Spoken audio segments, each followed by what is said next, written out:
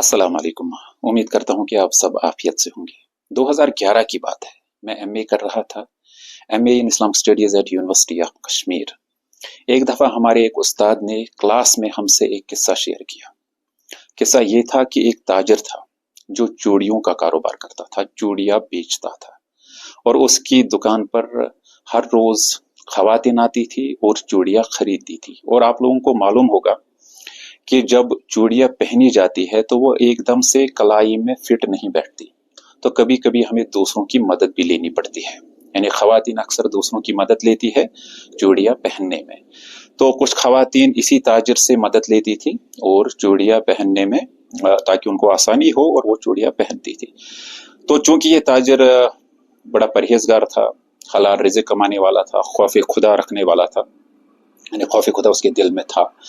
लेकिन एक दिन ऐसा हुआ कि खातून ने जैसे ही अपनी आस्तीन ऊपर कर दी तो इस ताजिर को उसकी खूबसूरती बहुत ही दिलचस्प महसूस हुई और एक पल के लिए वो थोड़ा सा बहक गया।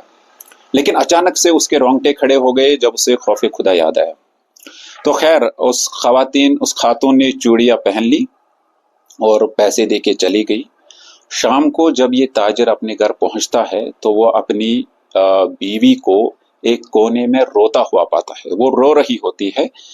जब ये ताजिर ये दरियाफ्त करता है कि आखिर मामला क्या है, तो वो खातून जो इसकी बीवी थी वो कहती है कि हमारे घर में जो गुलाम है वो सालों से रह रहा है और आज तक उसने मेरी तरफ कोई यानी नजर उठाकर नहीं देखा था, लेकिन आज पहली बार उसने मेरी कलाई पकड़ ली और मुझे उसके इरादे ठीक नहीं लगे।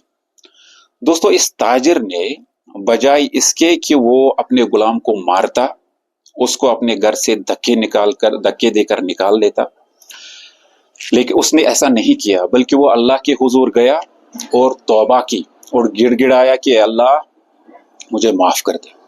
दोस्तों, ये किस्सा बयान करने का जो मेरा मकसद था वो ये था कि दुनिया में दो तरह के कवानीन काम करते हैं। एक है नेचुरल लॉज और दूसरे हैं मॉरल लॉज।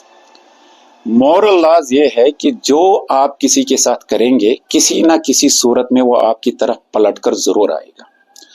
जब आप ये सोचते हैं कि I will trap somebody's sister और I will trap somebody's wife और somebody's daughter, remember that it will come back to you in any form.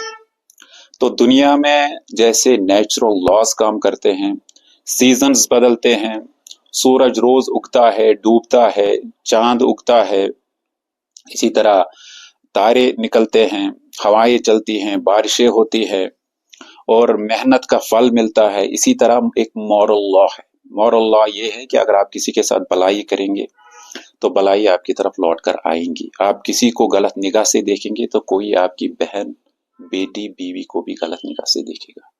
तो इसलिए हमें चाहिए कि हम एक एग्जाम्पल सेट करें कि जैसा हम अपने लिए अच्छा सोचते हैं वैसे दूसरों के लिए भी अच्छा सोचें। अस्सलाम वालेकुम।